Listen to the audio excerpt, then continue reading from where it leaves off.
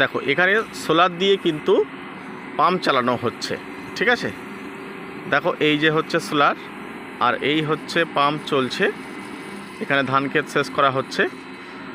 আর দেখো টোটাল আছে 1 2 3 4টে সোলার আছে, 4টের মধ্যে প্রত্যেকটাতে আবার 8টা করে পার্ট আছে, ঠিক আছে। এই টোটাল 8টা পার্ট দিয়ে কিন্তু টোটাল একটা পাম্প সেটের মধ্যে 2টো পাইপ লাগানো আছে, মানে 2 দিক দিয়ে জল কিন্তু বার হচ্ছে, ঠিক আছে। দেখো